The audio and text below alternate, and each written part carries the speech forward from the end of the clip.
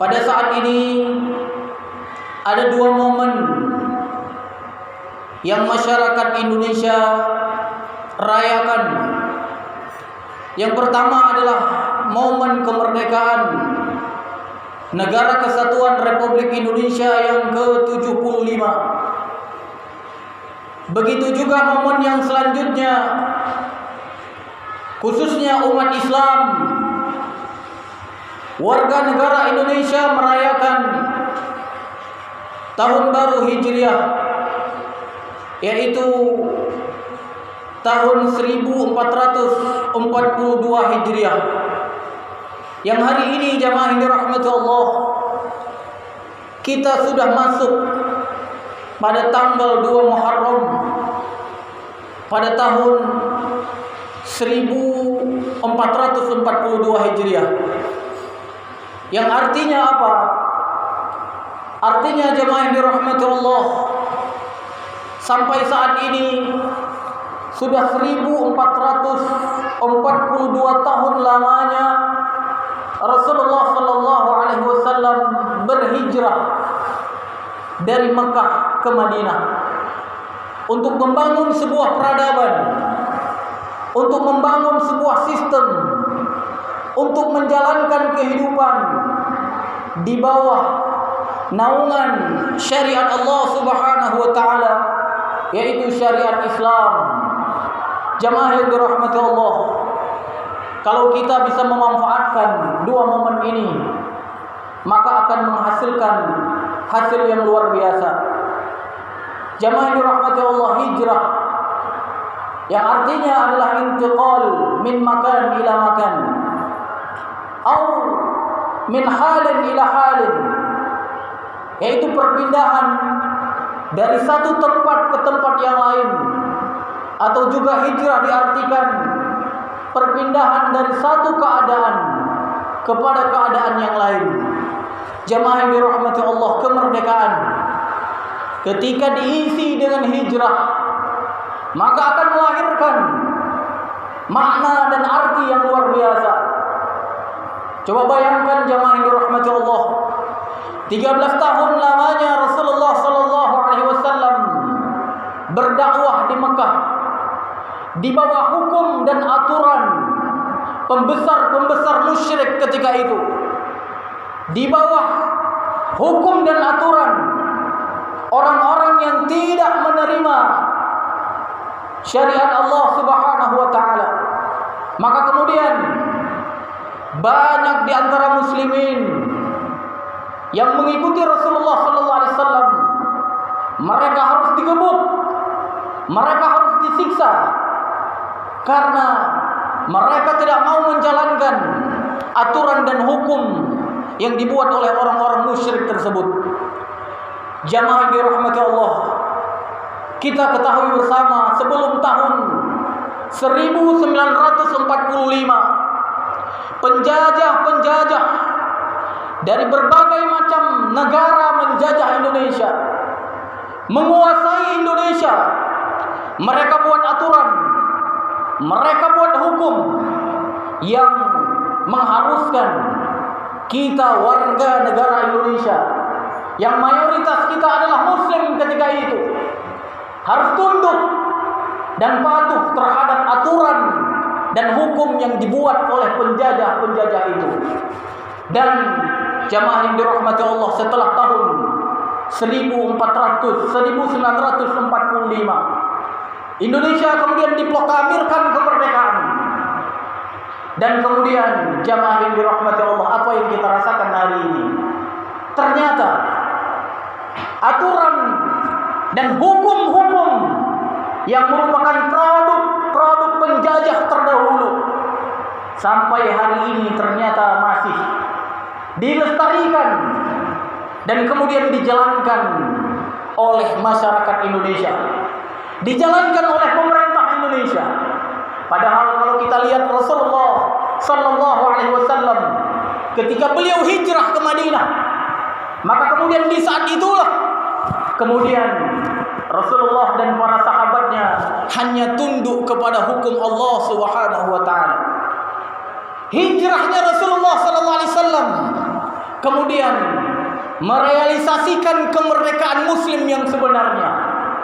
Karena merdeka jamaah yang dirahmati Allah bukanlah bebas tanpa ketundukan. Karena pada dasarnya manusia itu tidak akan lepas dari ketundukan. Manusia itu hanya lepas dari satu ketundukan kepada ketundukan yang lainnya. Kalau dulu jamaah yang dirahmati Allah sebelum tahun 1945 kita tunduk kepada hukum aturan yang dibuat oleh penjajah-penjajah. Seharusnya setelah tahun 1945 kemudian kita mengikuti apa yang dilakukan oleh Rasulullah dan para sahabatnya untuk kemudian tunduk kepada aturan hukum yang dibuat oleh Allah Subhanahu wa taala dan kemudian yang telah diajarkan oleh Rasulullah kepada kita.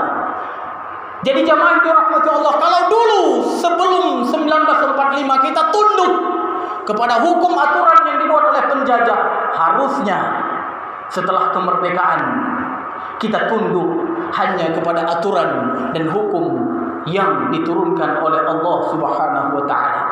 Maka jamaah dirahmati Allah, ketika tahun pertama Hijriah, maka jamaah yang dirahmati Allah, umat Islam ketika itu merasakan kemerdekaannya. Mereka tidak perlu tunduk lagi kepada aturan dan hukum yang dibuat oleh musyrik Mekah ketika itu.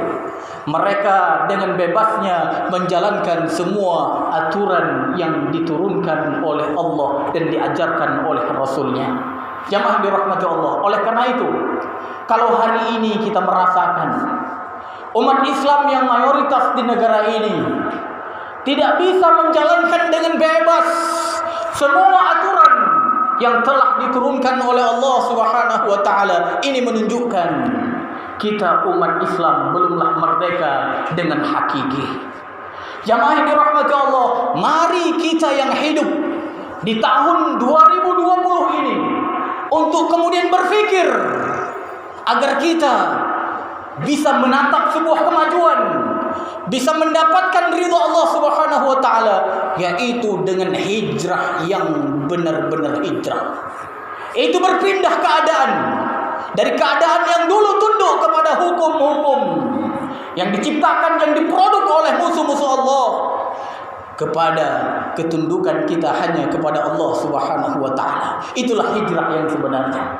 Ketika kita masih menjalankan apa-apa yang mereka produksi, maka di saat itu belumlah kita menjadi orang yang hijrah. Jamaah yang dirahmati Allah. Oleh karena itu, khatib menasihati diri dan khususnya orang-orang yang memiliki kekuasaan, otoritas di negara ini, untuk kemudian berpikir apa-apa yang bertentangan dengan syariat Allah Subhanahu wa taala untuk kemudian dia tinggalkan dan kemudian mengambil apa-apa yang hanya diridhoi oleh Allah Subhanahu wa taala. Hukum yang tidak sesuai dengan hukum yang diturunkan oleh Allah dan Rasulnya, segera tinggalkan, baik itu perdata maupun pidana. Begitu juga dengan ekonomi yang bertentangan dengan syariat Allah Subhanahu wa taala, tinggalkan dan ganti dengan ekonomi yang sesuai dengan syariat Allah. Pendidikan, budaya dan lain sebagainya. Ketika kita sudah mengganti dengan apa-apa yang hanya diridhoi oleh Allah, di saat itulah kita sudah menjadi orang yang benar-benar hijrah. Khususnya untuk jamaah yang dirahmati Allah yang hadir pada hari ini. Rasulullah SAW pernah mengatakan, Al-muhajir man hajara ma nahallahu anhu. Rasulullah mengatakan dalam sebuah hadis yang diriwayatkan oleh Imam Bukhari dan juga Imam Muslim, orang yang berhijrah itu adalah man hajara ma nahallahu anhu, yaitu yang berpindah dari apa-apa yang dilarang oleh Allah Subhanahu wa taala. Itulah orang yang hijrah, al-muhajir. Oleh karena itu, siapapun di antara kita yang hari ini masih melakukan apa-apa yang dilarang oleh Allah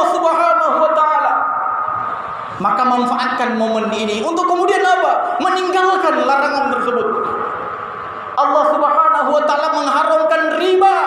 Maka bagi siapa yang hari ini masih bermuamalah dengan muamalah ribawiyah, tinggalkan mumpung di dalam momen hijrah. Hari ini yang meninggalkan sholat, maka tinggalkan kebiasaannya meninggalkan sholat dan kemudian lakukan sholat. Yang hari ini biasa meninggalkan sunnah-sunnah Nabi, yang mana kita tahu barang siapa yang menjalankan sunnah-sunnah Nabi akan mendatangkan cinta Allah Subhanahu wa ta'ala. Yang ketika Allah Subhanahu wa ta'ala mencintai hambanya, maka hamba tersebut akan dibimbing. Matanya akan dibimbing ke jalan yang benar, kakinya akan dibimbing ke jalan yang benar, pendengarannya akan dibimbing untuk mendengar yang benar. Ketika dia meminta, Allah Subhanahu wa ta'ala akan kabulkan. Ketika dia meminta perlindungan, maka Allah pun akan melindungi dia. Dan kalau hari ini kita tidak peduli dengan amal-amal nawafil, yaitu amal-amal yang disunnahkan di dalam syariat, maka hari ini berubah. Kita cintai sunnah Nabi dan kita tinggalkan semua yang bertentangan dengan sunnah-sunnah Nabi Muhammad sallallahu alaihi wasallam. Ketika kita melakukan itu, maka termasuklah kita ke dalam golongan orang-orang yang disebut oleh Rasulullah tadi sebagai al-muhajir, yaitu orang yang berhijrah.